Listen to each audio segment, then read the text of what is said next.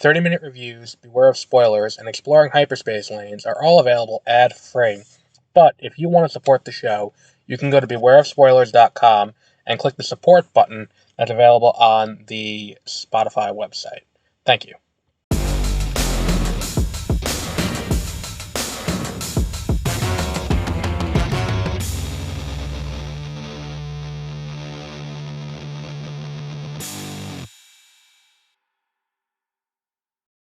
Good morning, and welcome to Beware of Spoilers. I am Adam. I think X-Men 97 might be the single best thing Marvel Studios has done since Infinity War. And let me tell you, I didn't particularly care for Endgame. I mean, I liked it in the moment. It's one of those things, like, in the moment, it's great. But if you go back and rewatch it now, there's like 2 hours of that movie that you're like, holy fuck, can we just get to the final battle? Because the final battle's great. Can we just get to that? Like, can Disney Plus, can you just put up the last 40 minutes of Endgame and just call it a day on that? Because I don't need to see. Like, the time heist is a lot less interesting than it thinks it is. Anytime after the first time you watch it. This is hands down, I think, the best thing they've done since then. And I think a lot of the reason for that comes from, I think they're a lot less constrained by the overall gravitas of the universe they exist with, or the multiverse they exist within. Like, everything else in the MCU is constrained by, okay, so what are they doing on this show? What are they doing in this movie? What can we do? What can't we do? What's the overall story we're building towards? All that jazz. The issue, like, here, they don't have that problem. Like, they're not weighed down by all of that, so they can do whatever they want. And I think they're going to be hard-pressed to live up to the legacy of this show when it comes down time to introduce the X-Men in live action in the MCU proper. Because, like, goddamn, how do you top this episode? Like, the first half of the episode being what it is, which is a lot of, like, you know, calm before the storm, melodrama. It is, it's like, here's, you know, the X-Men being interviewed for TV to be like, look, we're just like you, we have the same things. And then it's like, you know, the minute that it's like, oh, Scott lied, so she's like, we're trying to make you look good, why did you lie to us? Like, it's great. The way they handle that's great. And then, like, you know, the whole thing with Scott and Madeline and Jean being mad about him cheating on, you know, it wasn't it was an infidelity, it was an emotional infidelity that he was committing with Madeline. And then to have that, and then go to, you know, oh, and meanwhile in Genosha, there's this weird, you know, Genosha needs to be, they want Magneto as their leader, and then, like, you know, that moment where the UN's like, well, we don't normally let terrorists, we aren't usually cool with terrorists running countries, and he's like, well, you let all the other countries do it, like, all the other countries commit terrorist acts, it's like, why are we held to a different standard? And that's a great moment, and then it's like, okay, well, you need to marry, or you need to be co-regent with someone who is, you know, who is one of the X-Men, and he's like, alright, so I will marry Rogue.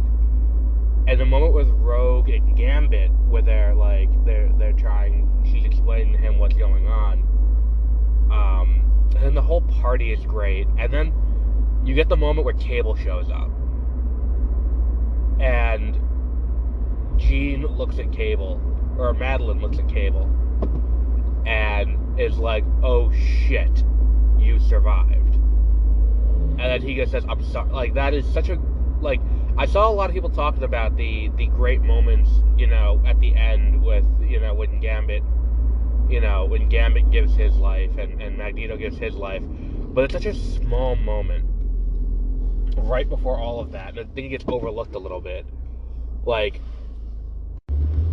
that moment before he leaves is like, it's such a great small thing for them to realize that he doesn't just die, he lives and goes and lives on. It's such a great thing.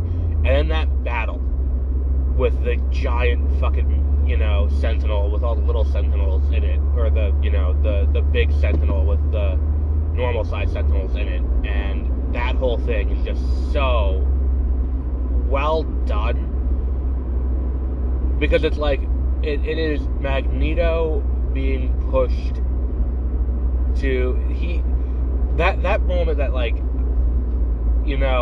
I really love is Magneto fighting it and him getting knocked back into the giant statue of Xavier and the statue killing a bunch of mutants.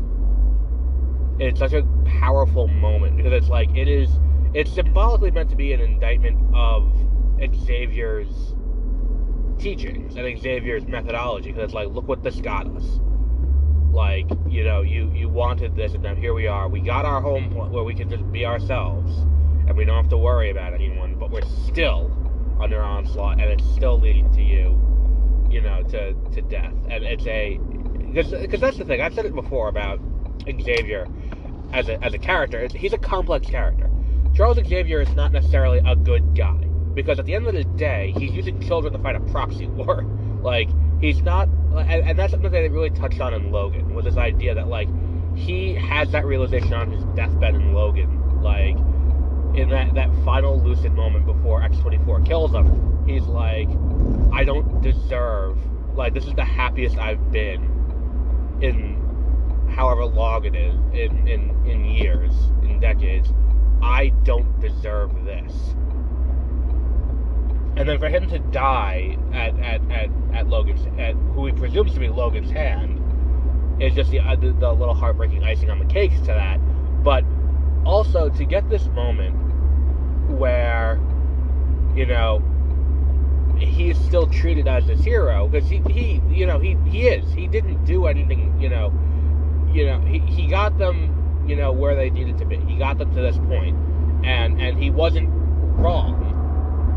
It's just his methodology was not great in the long run. And for this whole thing to come to a head the way it does, this giant battle, and then for Gambit to give his own life to kill the, to kill the giant sentinel thing, is just so well done. And to end the show on the moment of Rogue cradling his body, it's just a final heartbreaking moment. This is just such a great episode.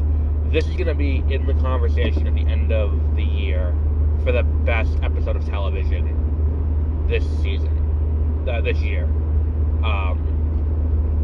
And it's one of those things where it puts this show in contention as, like, this show is, like, I went into this with very little expectations, because like I said, I've seen a few episodes here and there of the X-Men 90s, of the original X-Men animated series. I've seen a few episodes, and I haven't watched too much of it. And I went into this like, all right, let's, and it's like you're onboarded into the world really easily. You don't have to have watched it. I'm gonna go back and continue watching it, but we're in the middle of busy season, so not really right now. It is something. It just, the way that they did this is just so fantastic. And again, I think it comes down to the fact that the only constraints they have are whatever they want to do.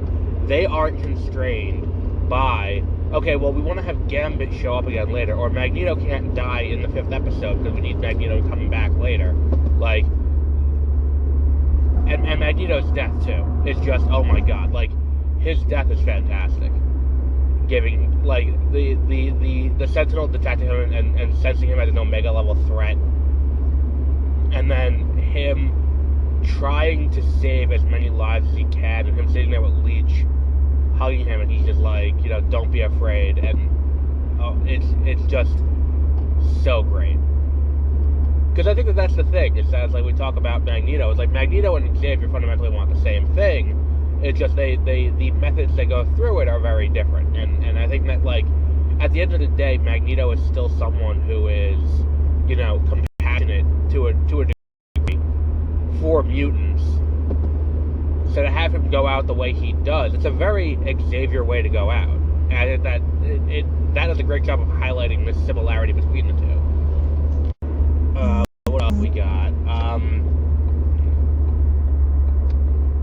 This is, I guess this is the show that I look forward to most every week. It's like this, then The Girls on the Bus, then Bad Batch.